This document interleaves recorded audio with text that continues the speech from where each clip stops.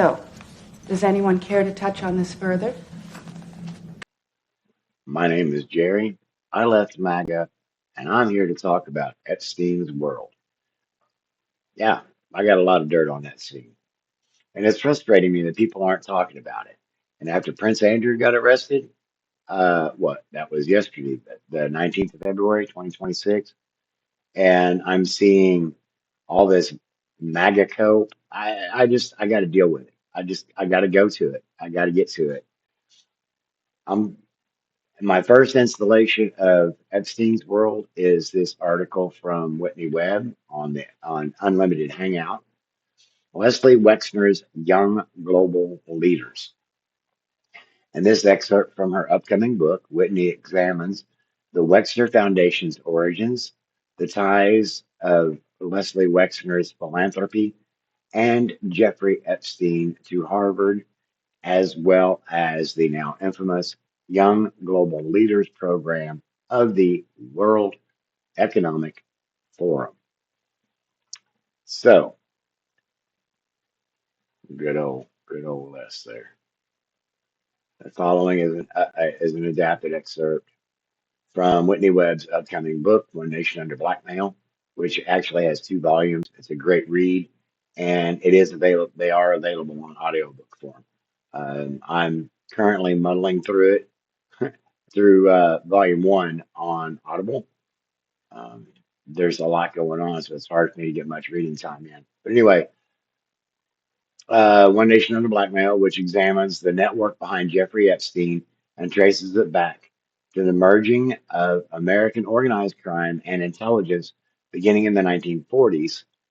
In this excerpt, Whitney examines the Wexner Foundation's origins and the ties of Leslie Wexner's philanthropy and Jeffrey Epstein to Harvard, as well as the now infamous Young Globalist Leaders. Yeah, okay, so I'll include the link to this article below. And the origins of the Wexner Foundation. And it's hard to know exactly when the Wexner Foundation was originally created. The official website for the foundation states clearly in one section that the Wexner Foundation was first set up in 1983 alongside the Wexner Heritage Foundation.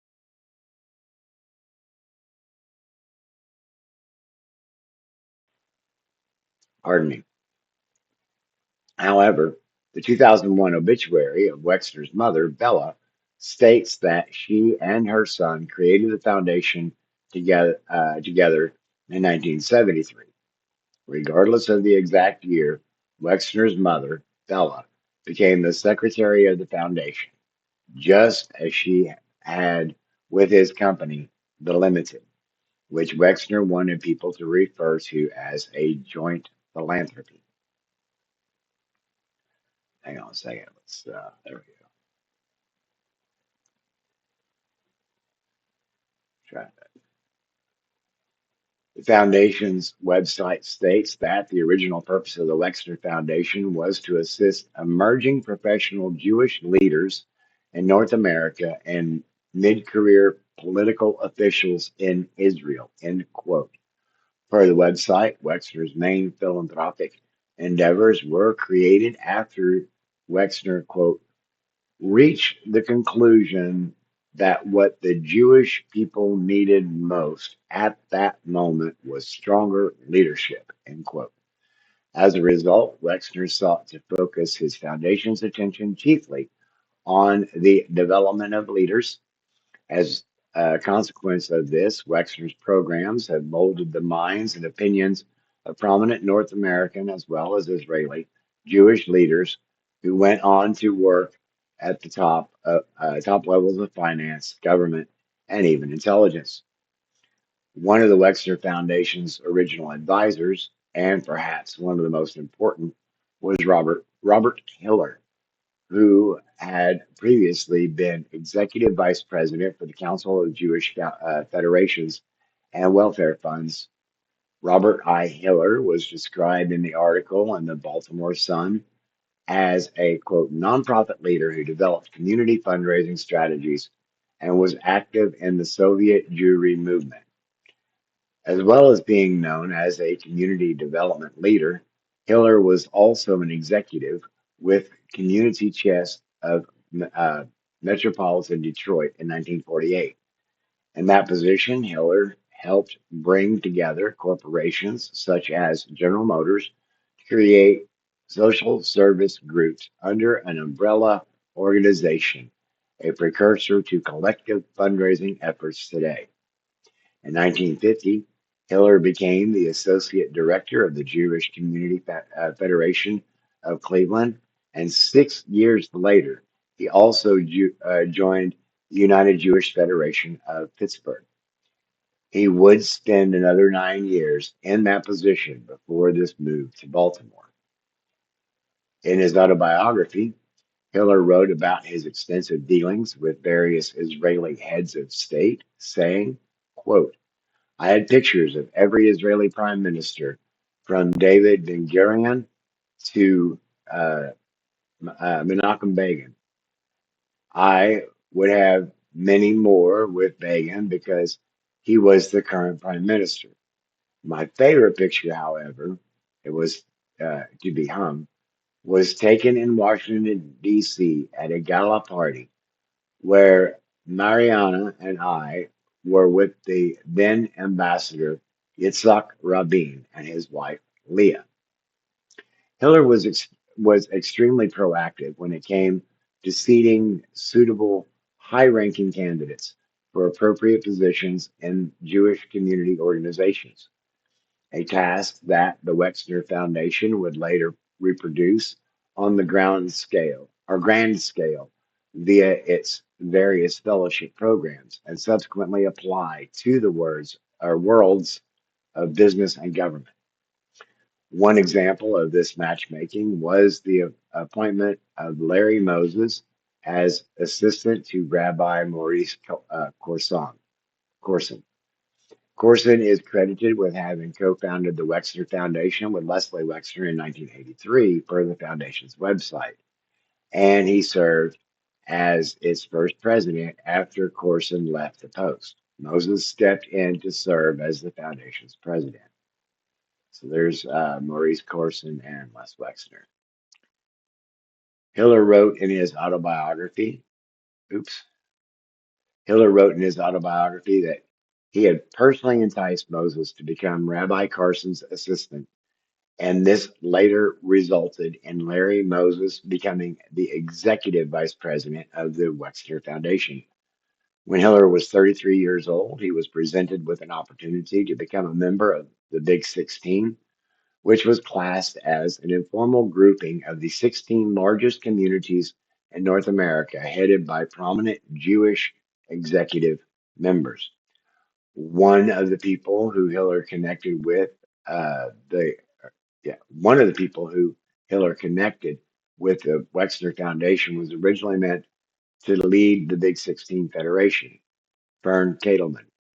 Ketelman declined this prestigious leadership role in order to join Larry Moses, where he became his assistant at the Wexner Foundation.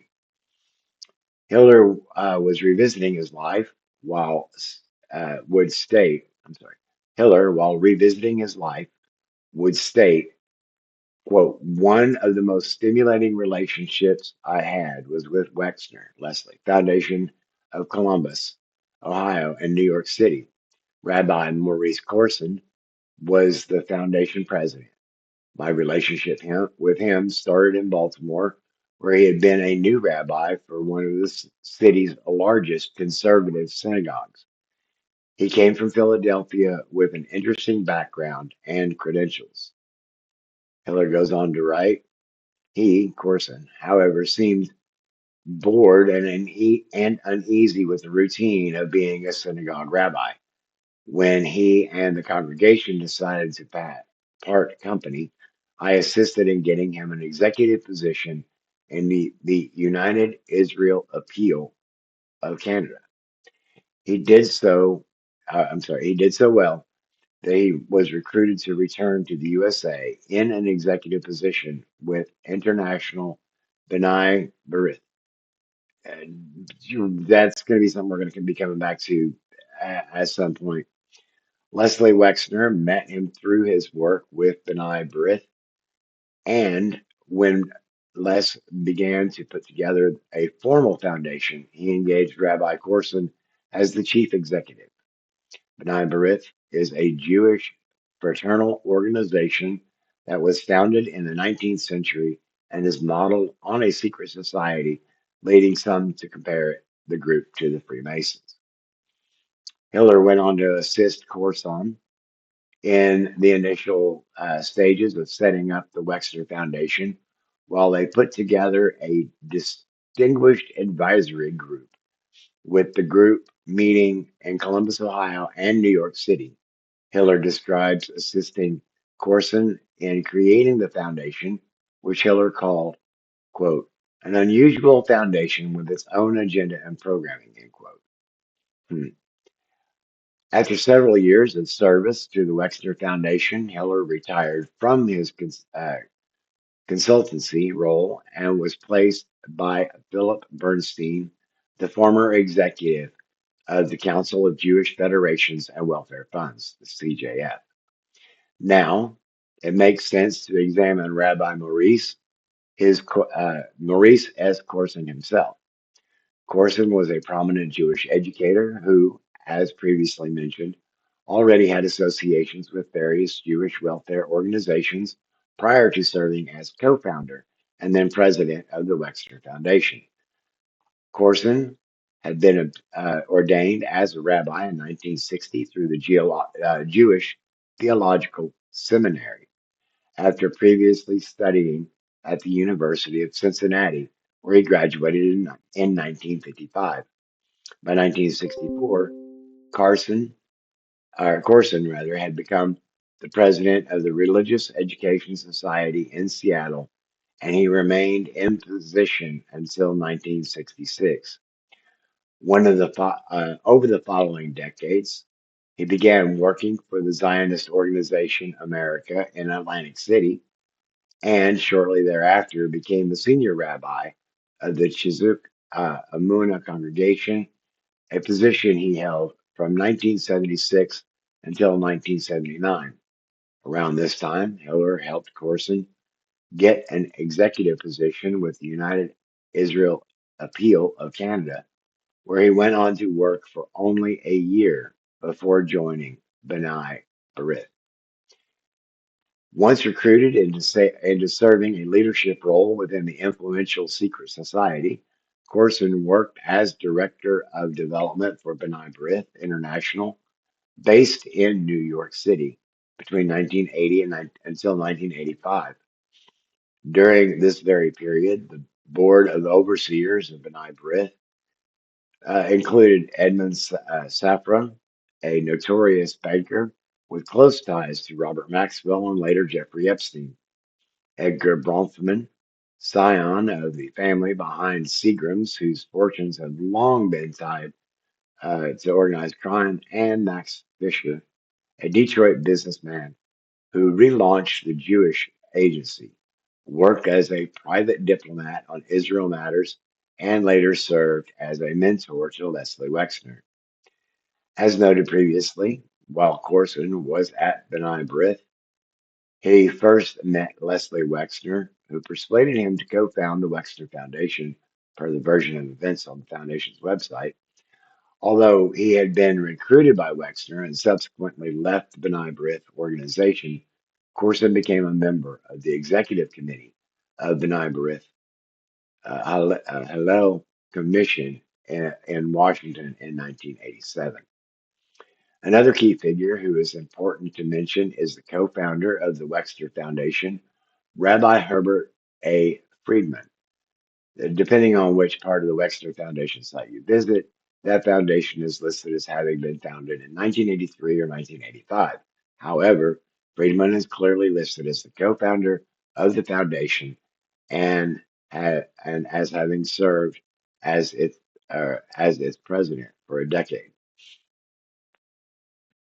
The Wexner Foundation, per its website, was created to strengthen volunteer leaders in the North American Jewish community, It spawned the Wexner Heritage Program, which provides young North American Jewish volunteer leaders with 2-year intensive Jewish learning program, deepening their understanding of Jewish history, values, and texts, and enriching their leadership skills.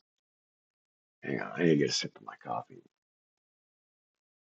I hope everybody's doing okay today. All right. So Friedman was a U.S. Army chaplain during World War II and also served as an advisor on Jewish affairs to General Lucas D. Clay, the commander of the American occupation forces in Germany. He was later personally recruited by David Ben Gurion, who went on to serve as Israel's first prime minister, to join the paramilitary group, the Haganah.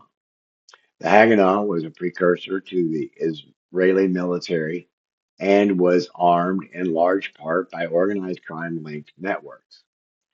Per the New York Times, as a member of the Haganah, Rabbi Friedman participated in the Aliyah Bet, the illegal transport of European Jews to Palestine.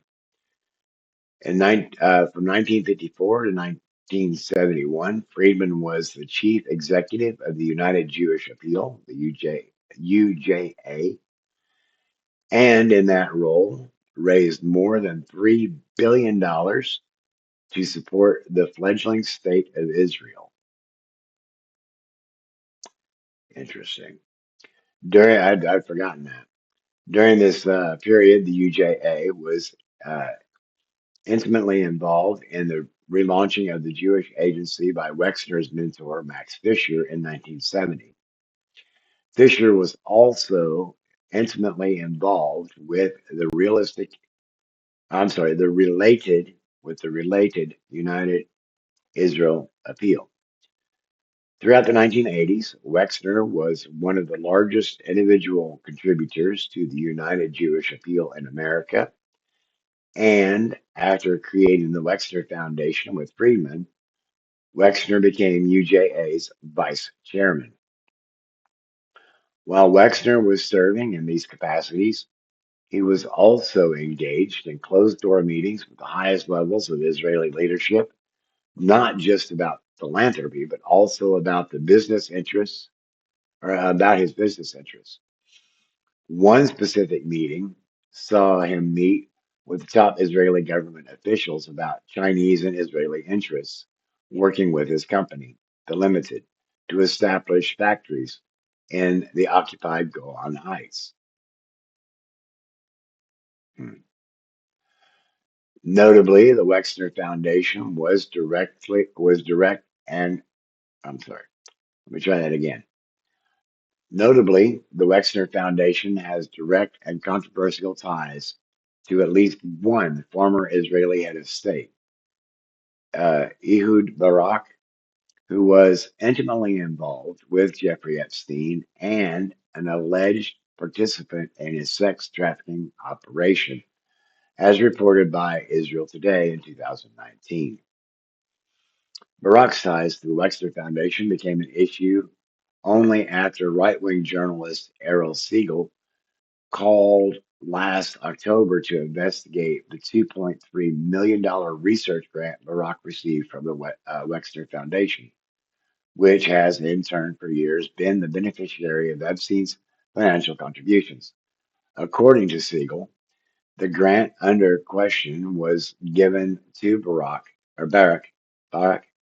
in 2004, yeah, 2004-2006, when he held no public position. Barak insists that he has no authority to disclose details about this grant. Only the Wexner Foundation can. So, if they so choose, they chose silence. Developing leaders. Set up simultaneously alongside the Wexner Foundation, Wexner's Heritage Program, the WHP, planned to connect American Jews with the ever expanding nation state of Israel. The program was created so as to expand to the vision of the Jewish volunteer leaders, deepen their Jewish knowledge and confidence, and inspire them to exercise transformative leadership in the Jewish community. The foundation defines the program as essentially a Jewish learning and leadership development program for volunteer leaders in North America. There have been to date around 2,000 leaders who have taken part in the program. The WHP is a vehicle for standardizing a certain perspective on the history of Israel, as well as Judaic texts. The 2-year program is made up of 36 evening seminars, which occur bi-monthly for 4-hour periods, as well as 3 short terms and 1 out-of-town summer institutes hosted in either the U.S. or Israel. Each of these summer institutes are between 5 and 7 days long and take place throughout the program. As with other well-founded leadership programs, such as the World Economic Forum's Young Global Leader Program, the Wexner Heritage Program targets a very specific age group, aiming at professionals who are generally between the ages of 30 and 45 years old. Some of the most important criteria required of program participants include showing a demonstrated commitment to Judaism, the Jewish community and or Israel, and a track record of leadership in Jewish communal life.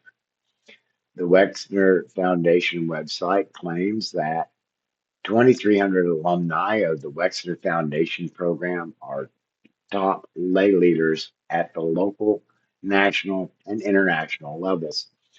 In the 35 countries where we have convened WHP cohorts, virtually every Jewish communal organization continues to be supported by our alumni.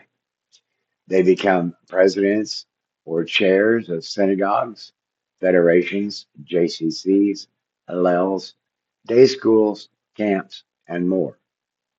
They often are founders or chairs of allocations or annual campaigns. They serve on the boards of JFNA, 70 Faces Media, the Foundation for Jewish Camp, International Hallel, APAC, and J Street, the Shalom Hartman Institute, Padres, Hatter, and every U.S. rabbinical seminary, the Jewish Education Program, Prisma, the JDC, and so many more. It is worth noting that those aforementioned groups, or of those aforementioned groups, the Wexner Foundation, and especially the Wexner Heritage Program, enjoys particularly close ties to APAC. By now, everybody knows who that is. I think if you don't, I don't know where you've been. For instance, Elliot Brandt, APAC's National Managing Director, is an alumnus of the Wexner Foundation. Pardon me. For instance, Elliot Brandt, APAC's National Managing Director, is an alumnus of the Wexner Heritage Program, and in 2018 speech at that year's APAC Policy Conference, Brandt noted that most of APAC's national board consisted of Wexner Heritage alumni, not to mention its regional chairs and some of its most committed donors as well. Wexner's close ties to APAC take on a different tone when one considers not only his close association with the Israeli intelligence connected Jeffrey Epstein, but also the fact that APAC itself has long-standing and controversial ties to Israeli intelligence.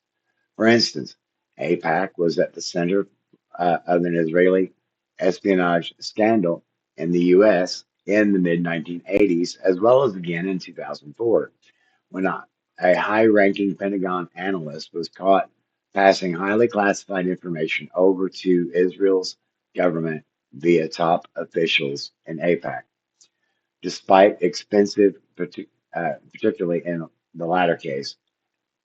Sorry, despite extensive evidence, particularly in the latter case, APAC itself avoided charges.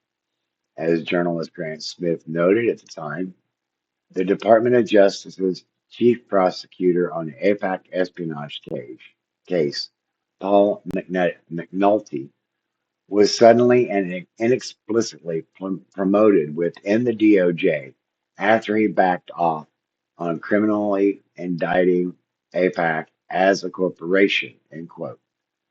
The charges against the specific APAC officials involved were also dropped. In the years after the Wexner Heritage Program was launched, other similar efforts followed. In 1987, the Wexner Foundation announced it would begin channeling $3 to $4 million in grants to the first year of a program dedicated to the enhancement and improvement of professional leadership in the North American Jewish community, end quote. Per the Jewish Telegraphic Agency, quote, Wexner said an advisory group drawn from young leading Jewish uh, acad- academicians, academics, and communal professionals uh, recommended that attention be focused on three critical groups: rabbis, communal professionals, and educators. These efforts would result in the formal creation of the Wexner Graduate Fellowship in 1988. Chairmanship of the Wexner Fellowship Committee was given to Professor Henry Rosovsky. Henry and Harvard. Henry Rosovsky was an economist at Harvard University. Like Wexner and like many other of the Wexner Foundation's associates, Rosovsky was born in Russia to Russian Jewish parents. He grew up speaking Russian, German, and French, and in 1940, Rosovsky immigrated to the United States of America with his parents.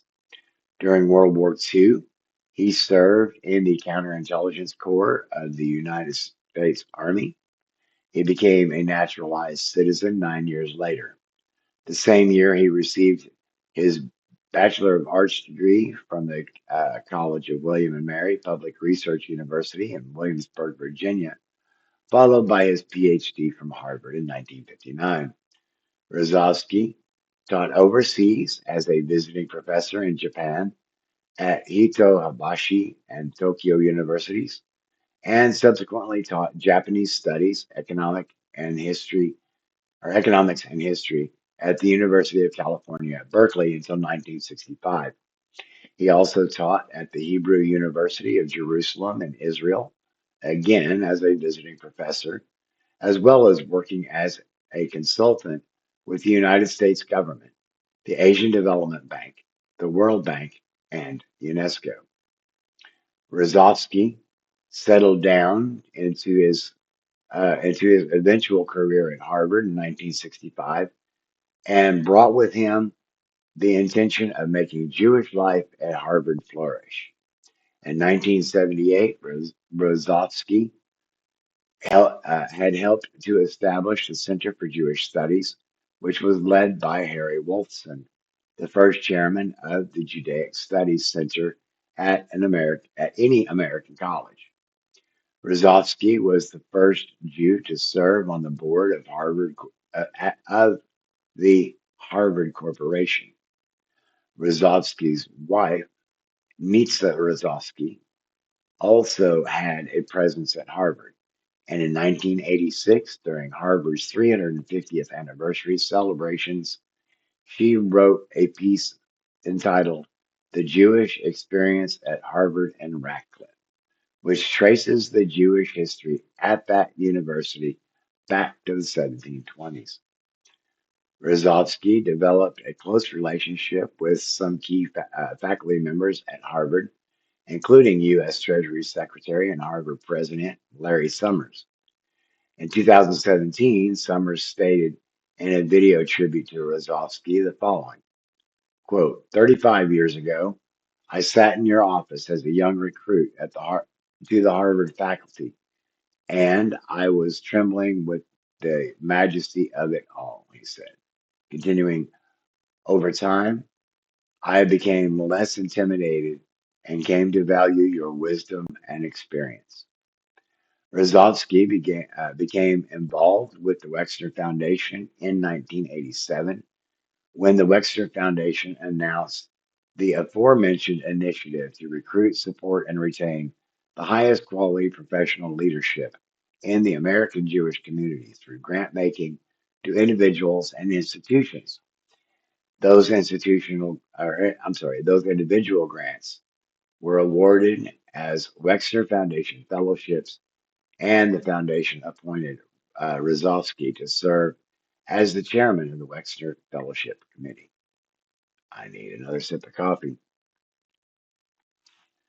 My throat's getting dry, as you might imagine.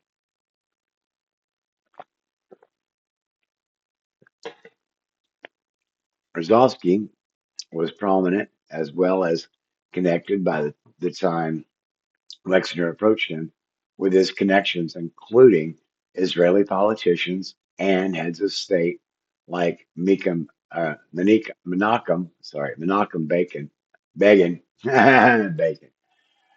Menachem Begin, and Yitzhak Rabin. By this point, Rozovsky was also being publicly honored for his many achievements. In 1987, after Wexner had launched several of his philanthropic endeavors, the American Academy of Achievement, a nonprofit educational organization that recognizes some of the highest achieving individuals in the country, had awarded Rozovsky with its Golden Plate Award. One of Rozovsky's most important links that was likely of interest to Wexner was his strong connection with Harvard. Hillel. Mm. What is to, sorry, what is today referred to as the Harvard Radcliffe Hillel. Somebody please correct me if I'm mispronouncing that. Anyway, moving on. The Harvard Hillel is commonly described as a service organization that provides Jewish educational, cultural, religious, and social opportunities for students and faculty.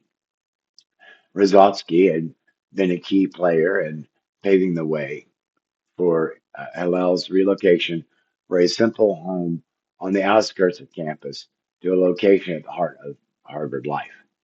Wexner's subsequent involvement with Harvard Hillel would also mark Epstein's own entry into what would become his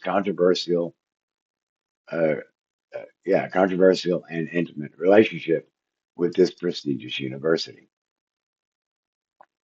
According to a 2003 article in the Harvard Crimson on Epstein's donations to the university, Rozovsky was not only one of Epstein's closest associates at Harvard, but was also Epstein's oldest friend of the bunch, having been introduced to Rozovsky by Wexner around 1991. That is notably the same year that Epstein and Ghislaine Maxwell began their sexual blackmail, sex trafficking operation. And 1991 was also the year that the New York Times reported that four donors, among them Leslie Wexner and Jeffrey Epstein, had pledged to raise $2 million for the construction of the new student center of Harvard Radcliffe LL. Pardon me. In that article, the Times lists Epstein as the president of Wexner Investment Company. The The building was completed in 1994 and named Rozovsky Hall in Henry Rozovsky honor. Rozovsky Hall is a 19,500 square foot building, which cost $3 million to complete and includes a garden courtyard, a student lounge, a dining hall, a library, offices, and multipurpose rooms for worship and meetings.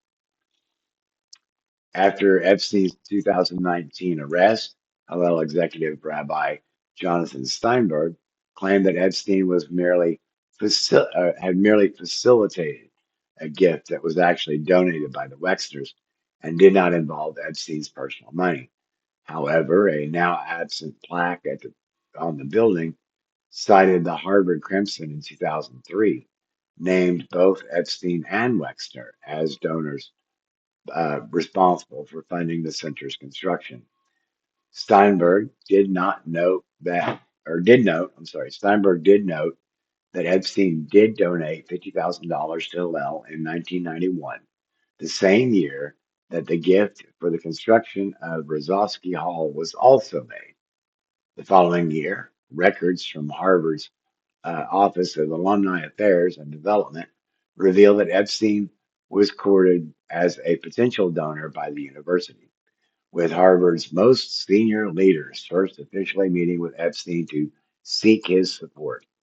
It is unclear exactly what resulted from this meeting, as Epstein's first official donation to Harvard was recorded in 1998, raising the possibility that the support could have been given in other ways that did not necessarily involve direct donations to the university. Indeed, when Harvard moved to reject donations from Epstein following his 2008 conviction, Epstein continued to donate indirectly to the university by sponsoring several professors as well as a student social club at Harvard. Epstein may have contributed in his fashion during, or in this fashion during this earlier period, especially given that he had already donated to Harvard's Hillel by the time of the 1992 meeting. It is worth noting that Epstein's first official donation to Harvard in 1998 was the same year that he was using his private plane, now best known to the public as the Lolita Express, to transport then Deputy Treasury Secretary Lawrence Larry Summers. Summers' then boss, Treasury Secretary Richard Rubin, was previously had previously facilitated Epstein's first official visit to the Clinton White House in early 1993. Summers would become president of Harvard University shortly after the conclusion of the Clinton administration in July of 2001. During let's see, during Summers' tenure, Epstein's access to Harvard's campus and many of its most notable professors increased exponentially. While president of Harvard, Summers continued to fly on Epstein's plane. Developing young global leaders. Through Epstein's ties to Harvard, I'm sorry, though Epstein's ties to Harvard have been scrutinized, Wexner also dramatically expanded his donations to Harvard during much of the same period. However, the role this may have played in I'm sorry. However, the role this may have played in facilitating Epstein's own connections to the university may have been largely glossed over by the mainstream media reports on the matter. Even before Wexner and Epstein donated to Harvard's Hillel in 1991, Wexner's philanthropic development of leaders had become entangled with Harvard University. In 1989, the year after the Wexner Graduate Fellowship was launched, the Wexner Israel Fellowship Program was created to specifically support up to 10 outstanding Israeli political officials earning their mid-career Master of Public Administration, MCMPA, at Harvard Kennedy School. Per the Wexner Foundation's website, the goal of the fellowship was to provide Israel's next generation of public leaders with advanced leadership and public management training. Public management training. That sounds like brainwashing. Anyway, back to the article. More than 280 Israeli public officials have participated in the Israel Fellowship, including leaders who have gone on to become directors general of government ministries, generals and commanders of the Israeli military, and top advisors to prime ministers. End quote. As part of the program, participants meet with senior U.S. government officials.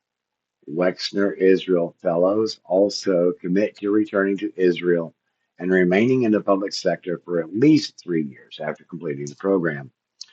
Similar claims have been found among Israeli media. For example, Israel 21C stated the following about the program in 2002. Several Wexner graduates have gone on to become director generals of government ministries. Others have reached the highest echelons of the military, the health service, the educational establishment. But ultimately, for Israel, the value of the program is not the titles of its participants, but the quality of leadership exercised by these individuals at every level. That same article also notes that Wexner's interest in having this program be hosted at Harvard Kennedy School is the quality of the international exposure it permits. It attracts the highest caliber of public sector leadership from around the world, and Israeli participants find themselves sitting next to ex presidents and future prime ministers from every continent. It also creates a rare opportunity for high quality public relations as future world leaders are exposed to some of the finest and most dedicated individuals Israel has to offer. End quote. Among the 10 alumni of the first class of Wexner Israel Fellows is Shay Avadi, or Avadal, Avatal. I'm not sure. Shay Avatal, a prominent leadership figure in the Israeli military, and who had first served under Benjamin Netanyahu's brother, Yonatan Netanyahu. Other alumni include Avinon Armani, former special advisor to Teddy Kollek, as well as Israeli prime ministers Moshe Olador, former Israeli state prosecutor, Arik Raz, former governor of the Israeli Mizgiv region, Uzi Vogelman, current justice on Israel's Supreme Court at the time of the writing of this article, Eduardo Titelman Gorin, a Chilean economist who has played a major role in managing Chile's copper mining industry, the world's largest, and Yoshi Tamir, Director General of the JDC Israel, the leading global Jewish humanitarian organization. Hmm. How'd that weather that Gaza thing, huh? Anyway, another interesting alumnus from this first class was Amos Sliper, who was Deputy Director General of the State Comptroller's Office in Israel, making him responsible for auditing the Israeli government ministries and offices. During Sliper's tenure, the legal advisor to the office was Nurit Israeli, an alumnus of the second class of Wexner's Israel Fellows. Crazy. All right, so as can be seen from just the first class of fellows, the Wexner Israel Fellowship programs and its active alumni community have given the Wexner considerable clout with prominent Israelis in major positions in government and industry.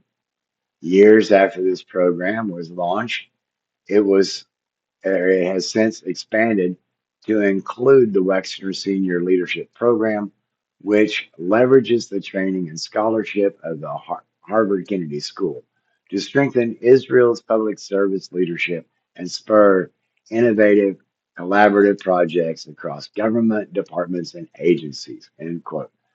It specifically seeks applicants from, quote, senior level positions within Israel's public service sector, including the civil service, local government, government agencies, and security forces, end quote.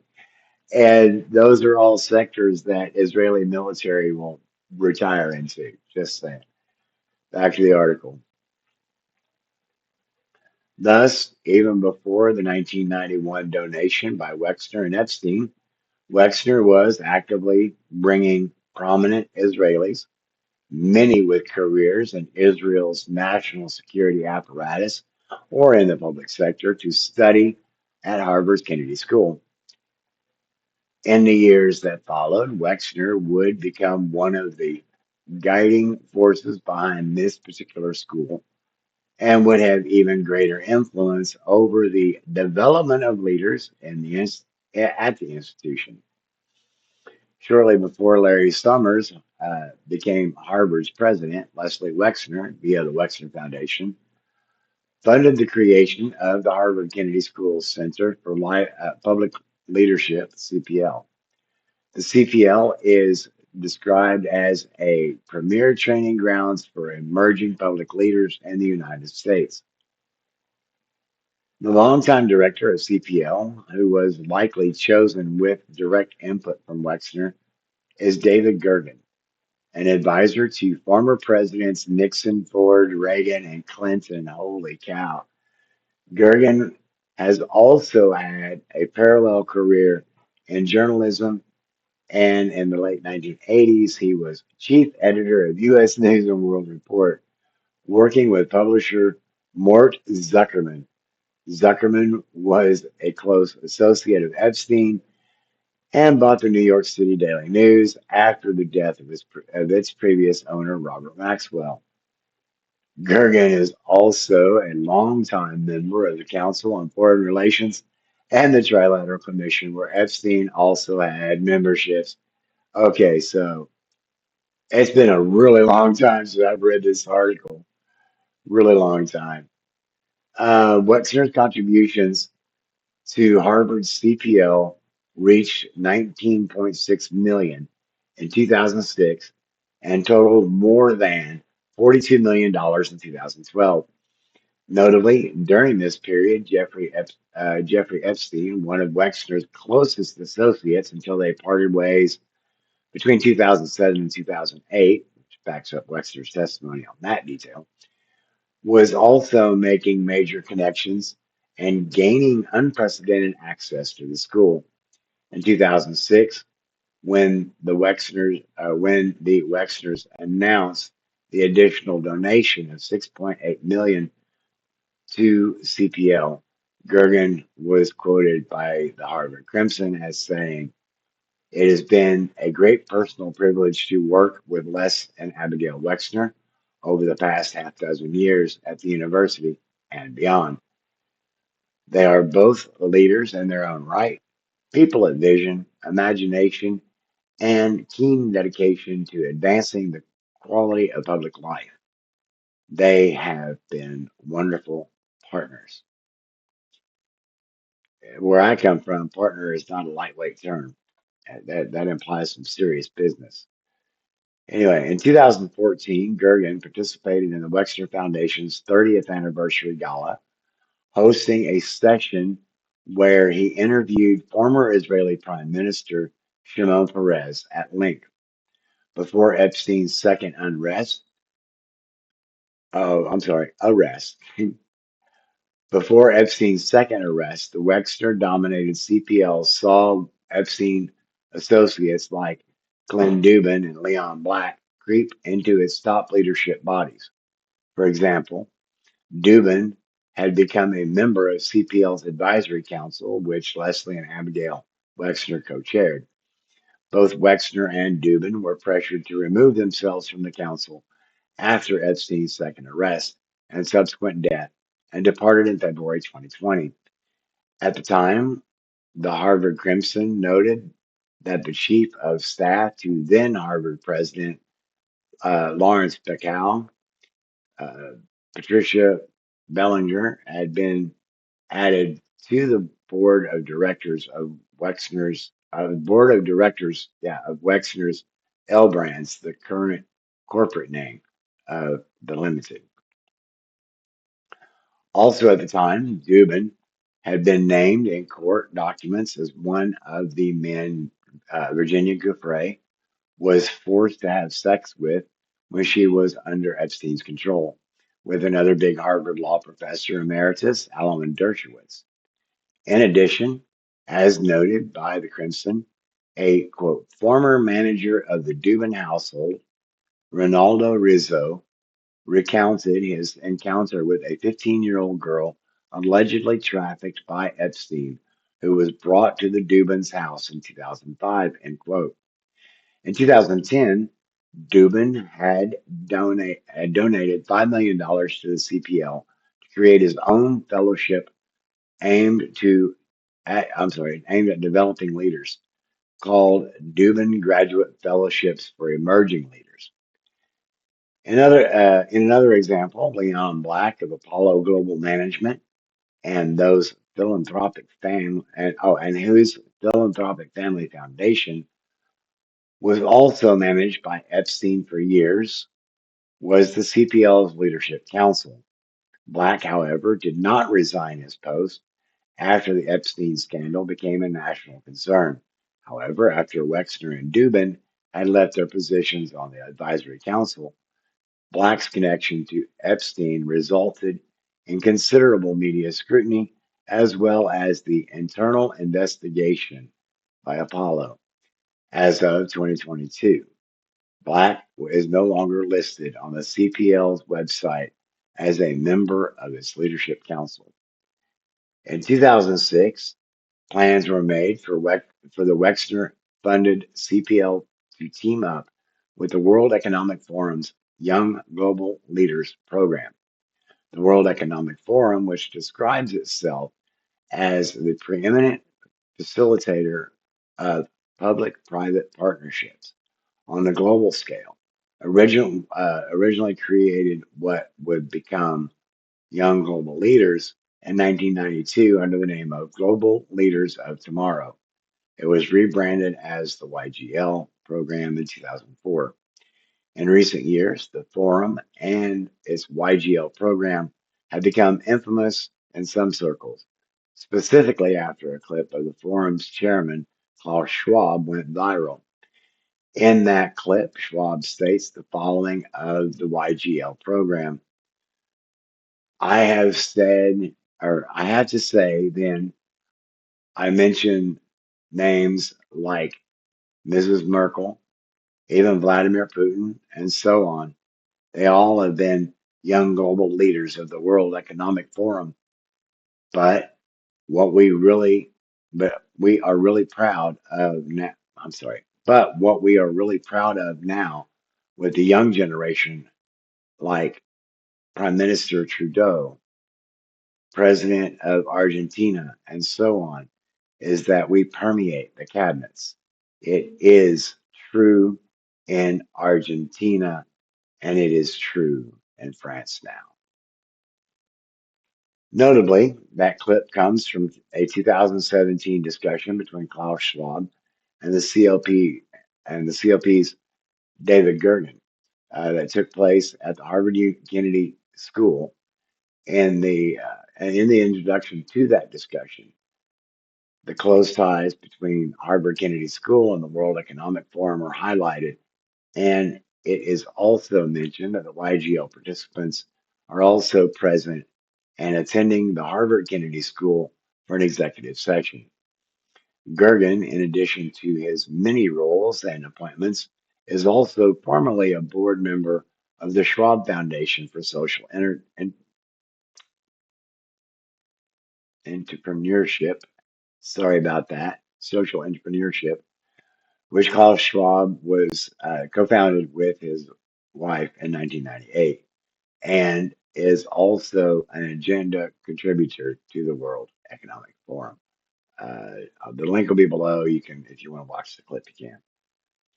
The CPL began hosting the executive session for the Young Global Leaders participants in order to allow the Young Global Leaders a much greater opportunity to form personal connections and bonds that will encourage opportunities for the leaders to work, to work, that probably means to work together, to work together across multiple sectors to solve international issues and problems in the future.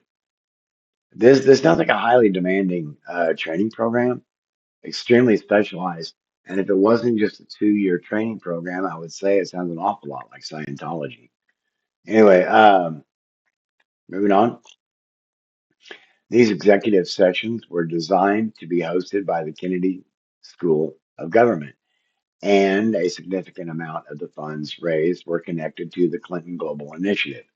In 2007, Epstein's defense lawyers claimed that Epstein had played a major role in developing the CGI, Clinton Global Initiative, writing to federal prosecutors that Mr. Epstein was part of the original group that conceived of the Clinton Global Initiative, which is described as a project bringing together a community of global leaders to devise and implement innovative solutions for some of the world's most pressing challenges. At the time, the executive director of the CPL, working under David Gergen, was Betsy Myers, a former senior advisor to President Clinton, specifically on women's issues. Myers also played a critical role on Clinton's reelection in 1996. The corruption surrounding Clinton's reelection campaign that year and Epstein's own connections to that corruption were the key focus of my upcoming book.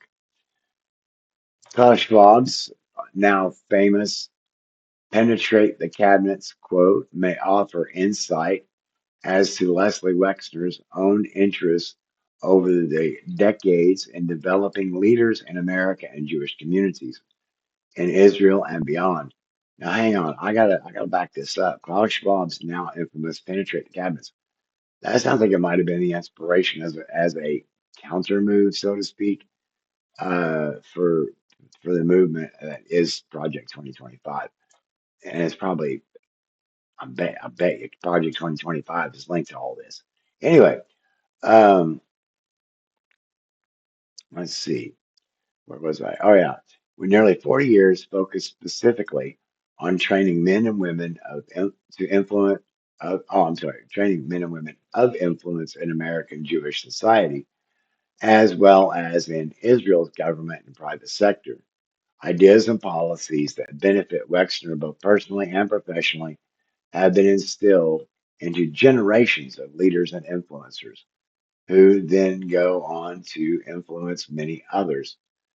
In the specific case of the Wexner Israel Fellows, Wexner was able to penetrate key positions in Israel's government and even its national security intelligence apparatus with people he has focused, that he has funded and who have participated in courses that were shaped by and reflect Wexner's views. Looks like we're down to the end of this article. Over the past 2 decades, Wexner's foray into becoming one of the main donors of the Harvard Kennedy School allows for the same to occur, but this time for leaders who operate and influence those far outside of the boundaries of the global Jewish community. Wexner's exact reasons for establishing and maintaining this legitimate yet massive influence operation, which paralleled Epstein's own blackmail based influence operation, has never been made explicit. Yet, in speculating as to why he would want to mold the powerful and soon to be powerful, it is worth considering Wexner's lesser known connections, including to organized crime and to Jeffrey Epstein. All right, that'll do that for this article. If you hung out to the end, fantastic. It's telling me you really want to know the information. And I've got several more of these lined up. Um, Apparently, this is what I'm needing to get to. So, yeah, and until the next video, for sure, take care of yourself, take care of each other, get the rest you need, and track those fluids. I'm going to go take a short break myself. Everybody